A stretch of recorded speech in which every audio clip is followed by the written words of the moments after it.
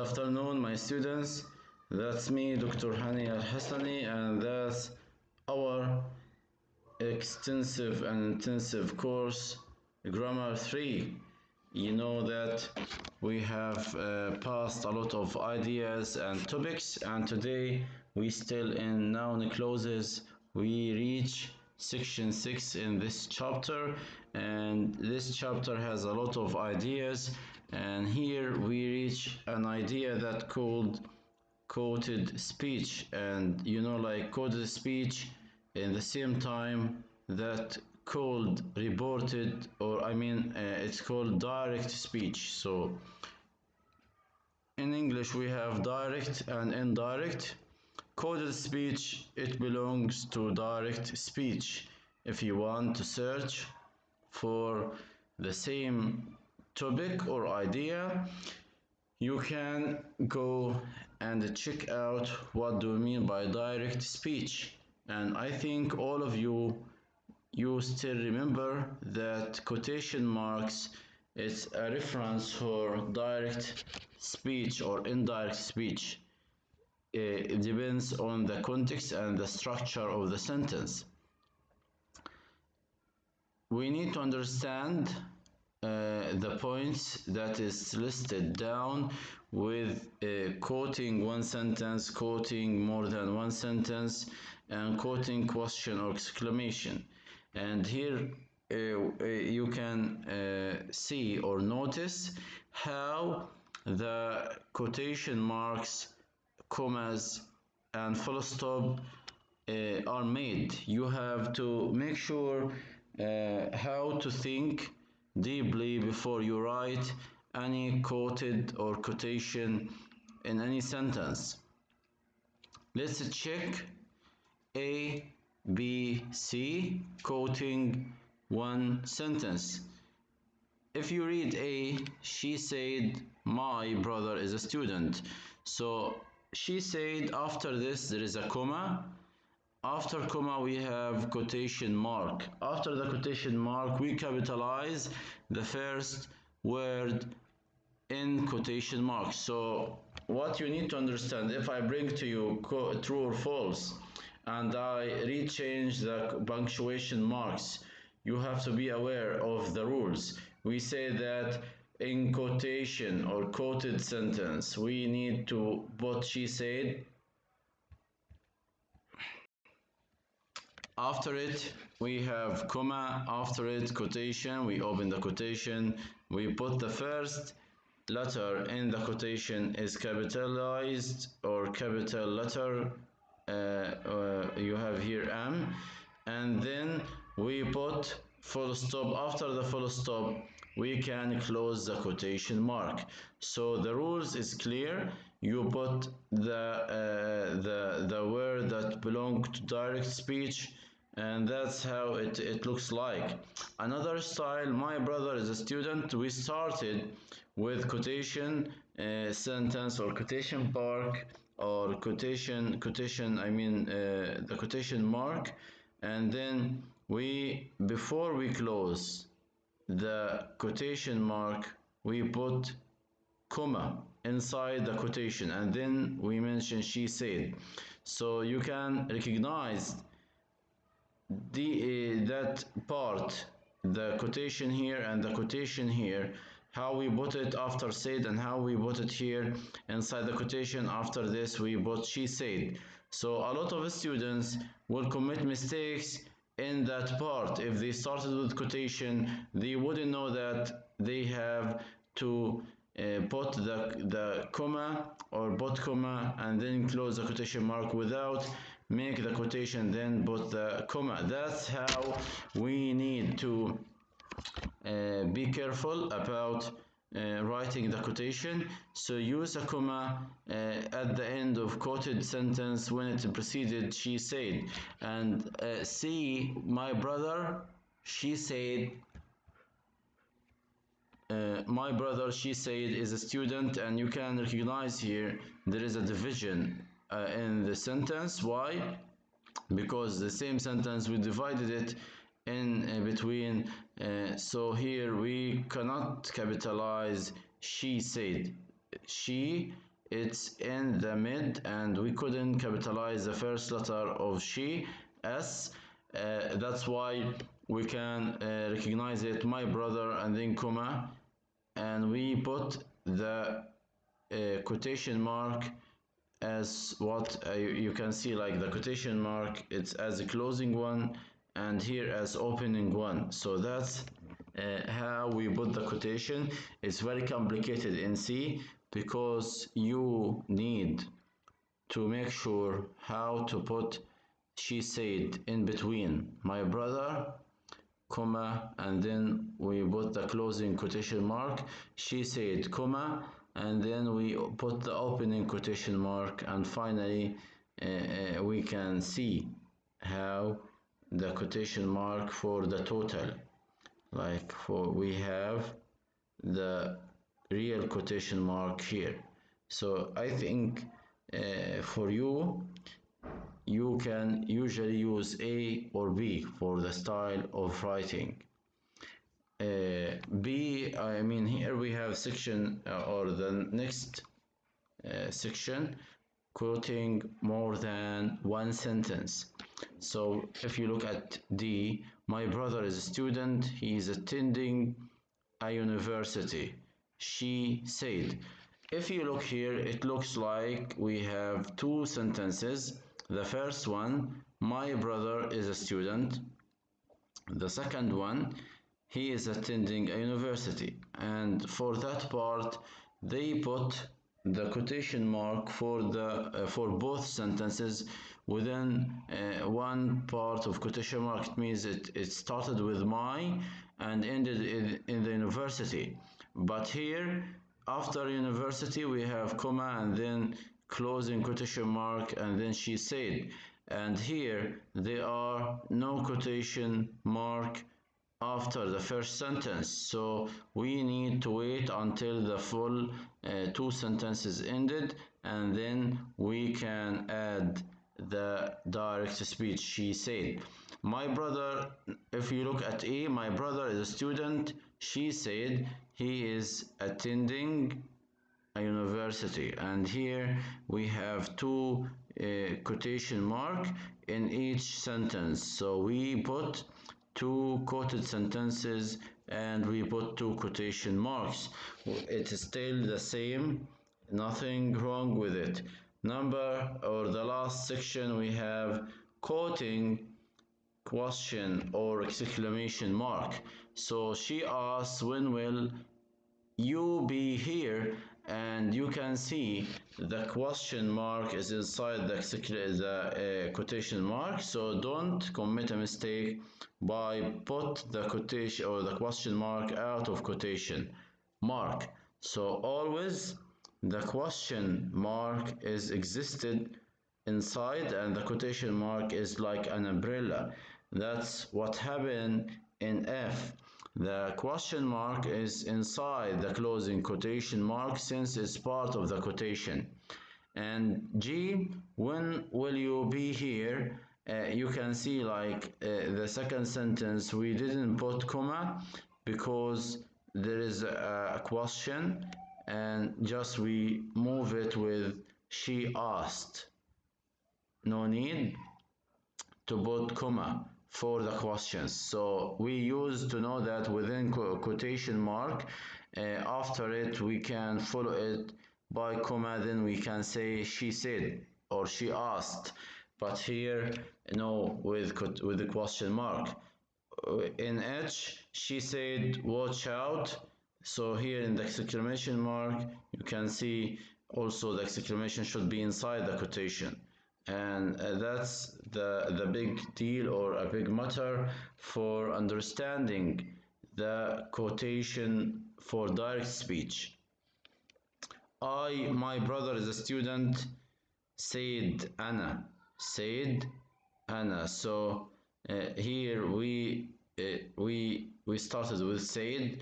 Why? Because the noun subject Anna follows said. The noun subject follows said. So if we can use this, we can use that style somehow in kind of different sentences just to change the style of writing. It's not a problem. Why? Because we have to read this note. A pronoun subject almost always preceded the verb. My brother is a student. She said. So when we have very rare case to say said she, but here because there is a proper noun we can say said Anna. It's not a problem to change the style of writing by showing the proper name later on. No need to say or to use the pronoun. So here there is Anna as a proper name, and we preceded it with said. We have here J. Let's leave, whispered Dave. So say and us are the most commonly used in quote verb. And here there is another word about whisper. So whisper Dave, it's kind of novel style writing. Let's leave, whisper Dave. It's not about said or say. And here we have another also words or verbs like big and began. Well, Jack began. It's a long story. And here I think in the next column you can find what are the verbs that could be used instead of saying said or asked or say, like add, agree, announce, answer, big, begin, comment, complain, or complain, confess, continue, explain, inquire, promise, remark, reply, respond, shout, suggest, and whisper. So please help me pick the homeless man. I think we have here J, K, and L.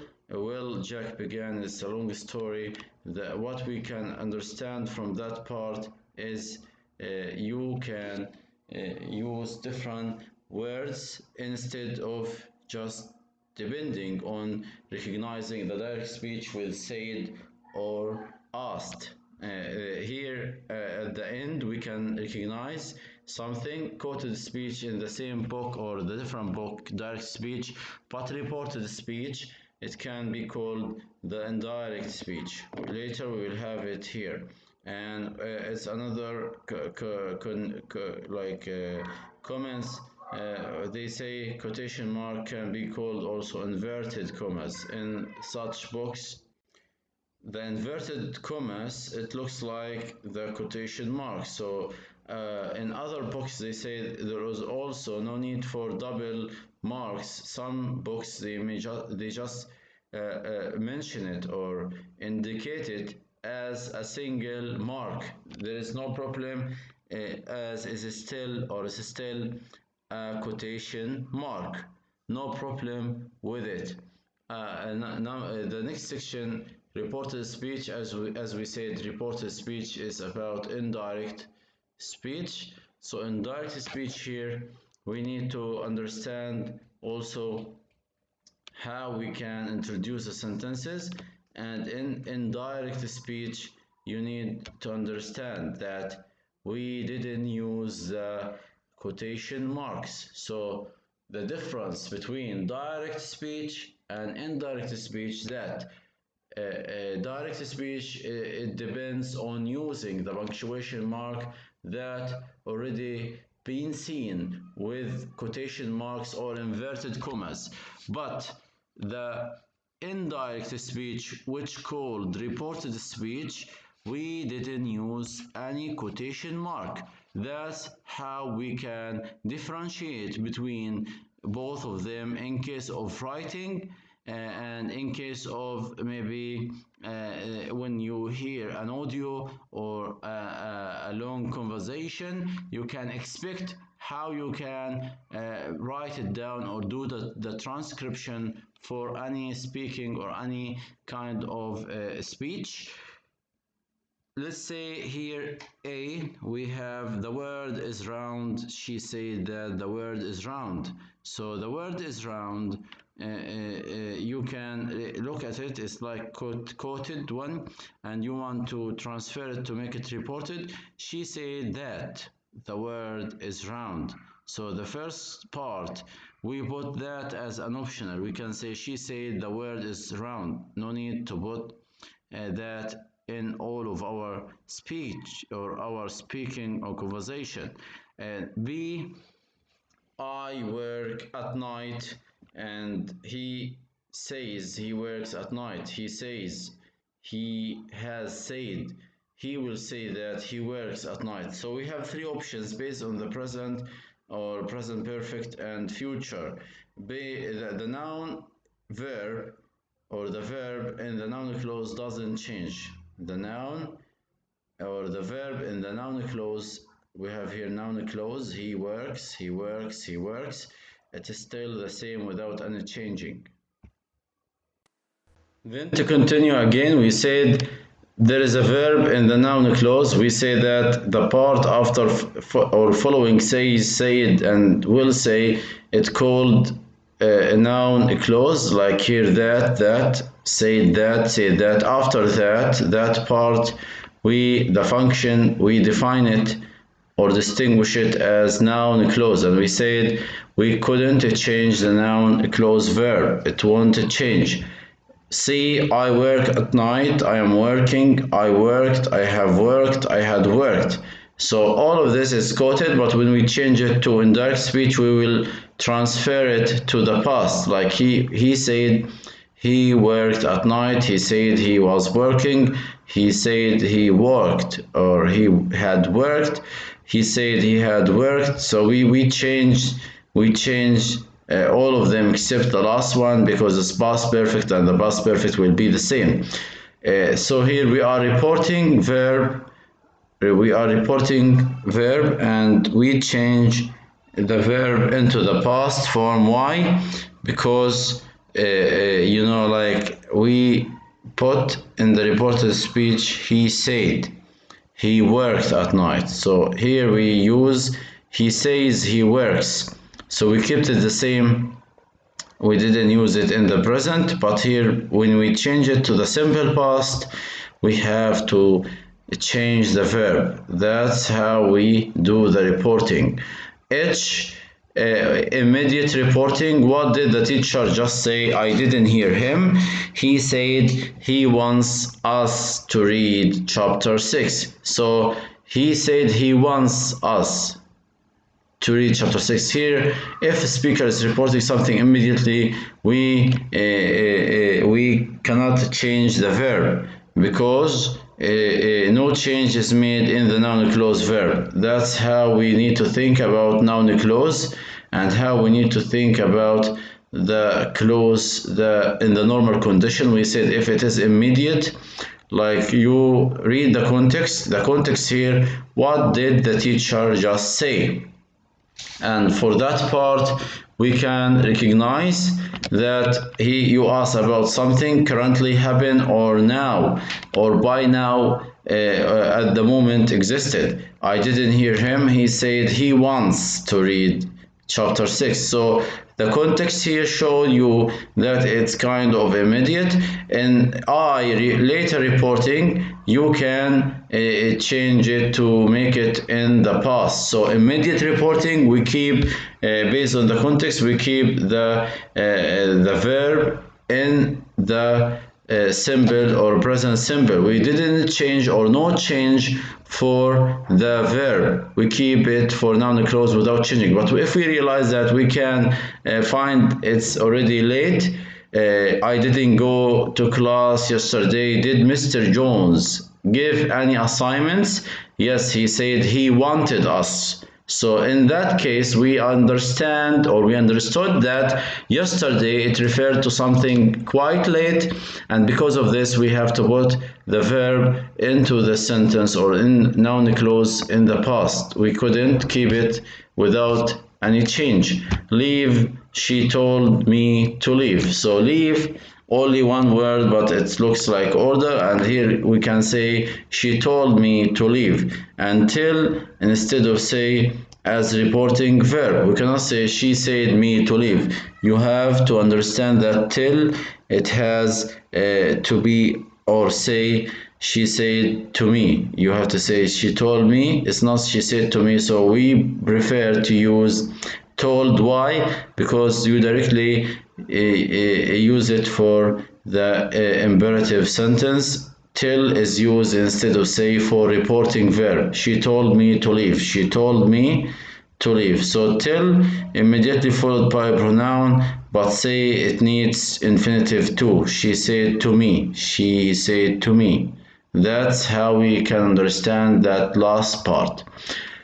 I hope you can or you still with me in case of understanding the reported speech or indirect speech. It's very important for you to practice and recognize that part, the H and I, how we need to read the context first before we take a decision whether to keep the verb the same in the present or we need to follow the normal rule, which is always to make it in the past. That's how we deal with the sentences. If we move to reported speech, modal verbs and noun clauses. So we have here very quick examples. These examples, as you read, I can go. She said she could go. I may go. She said she might or may go, because here we need to find the past of the verbs, and the past of modal auxiliary verbs. Can will be could, may will be might, must will be had to, have to will be had to, will be changed to would. I'm going, it will be I was, and it depends on the auxiliary. Am will be was, and are will be were. That's how we deal with that part of modal verbs. And the second one, should, ought, and might, it's already, or they are already in the past, so no change for these verbs, but we have to be careful about changing the modals, like especially must. I must go, it will be she had to go. So must will be had to. That's how we find must in the past, had to. So if I ask you in the exam, reported speech, I must go, how to change it to be indirect, you need to remember that it's about had to. So in this sentence, she said she had to go. Don't tell me that must didn't include any past. So must has a function of had to. I think you can understand it very easily, especially C. And for B, we can keep it with either answers. Sometimes we use may in the past, and sometimes we can put might. Many students use might because they are confident about put might in the position of the past. I think you can answer the question here in exercise 37. The test is scheduled for Monday. Really, I heard it. You can say I heard it had scheduled for Tuesday. I heard it had scheduled. So in this example also, the speaker said that she wasn't going to the personal meeting because she had to finish the report. The speaker said that he the same, like had met Martha any money, or he had loan money because his wallet maybe was empty. So we can continue other examples by the next Zoom class to talk about what we need from these exercises. Here we have subjunctive and noun clauses.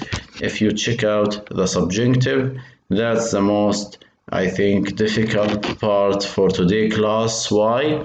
Because subjunctive, it needs you to understand very what we call problematic issue, because we keep the usage of the original verb, original form, without any changing.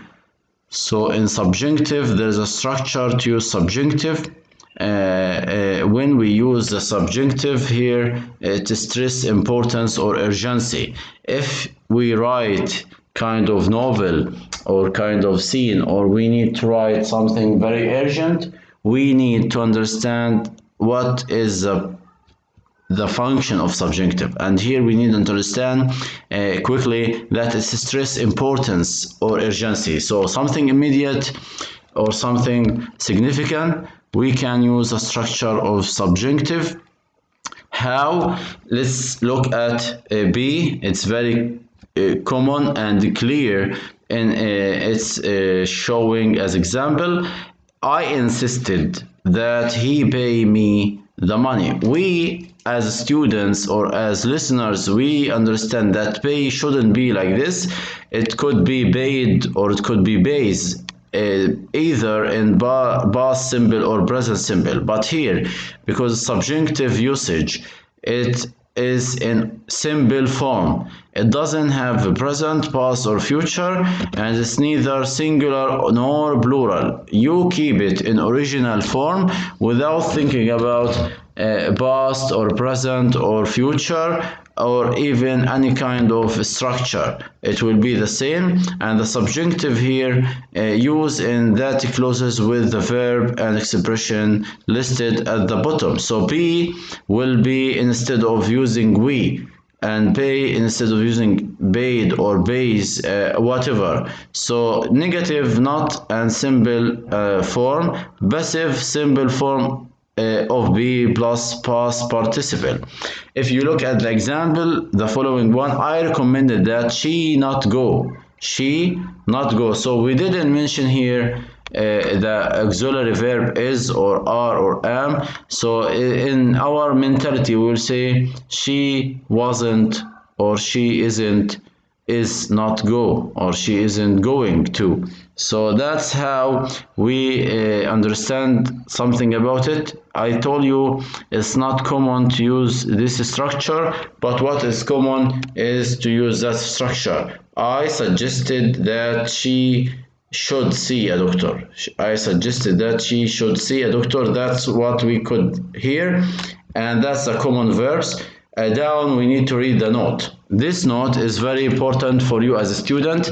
The subjunctive is more common in American English than British. So for any person who is writing and speaking in American, he could use that structure, but don't use it to communicate with British, because they will find it quite weird and freaky for them. They will be confused. They won't think that you are good enough in English.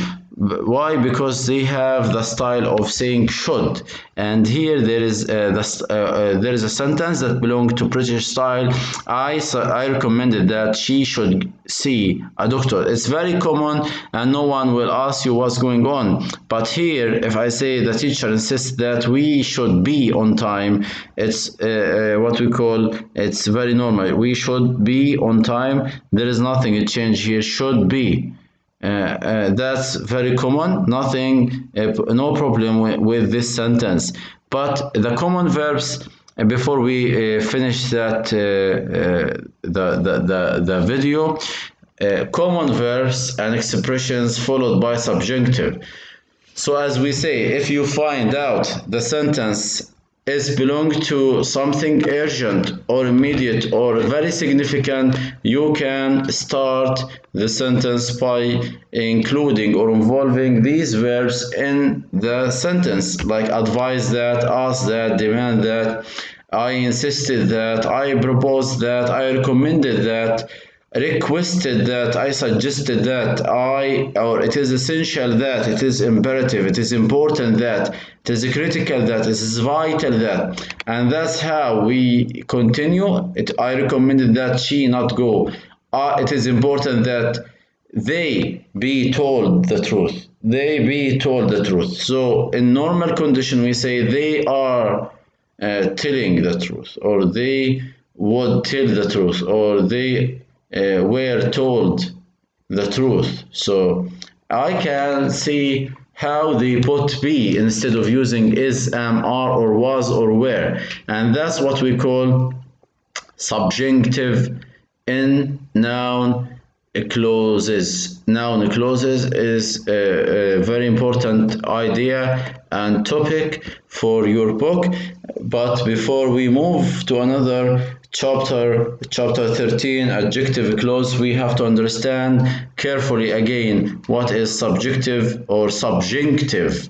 Subjunctive verbs, that's what we call subjunctive verbs. Be, pay, not go, be told, that's the original form of the verbs.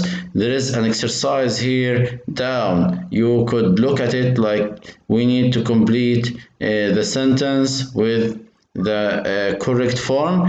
It is essential that people turn off their cell phones. It is important that everybody dress appropriately. It is important that he asks that the witness tell the truth. So we can understand that from the beginning we need to understand the structure. If we find this is important, that it is essential that we can recognize it's about subjunctive. It's about subjunctive, and when we use subjunctive we need to be careful about keep it as it is. Like here the judge insisted that everyone be quiet. Everyone be quiet. We cannot say everyone, or we can say everyone should be quiet. It's okay. You can use should based on the British, but you have the option to keep it as it is without any changing.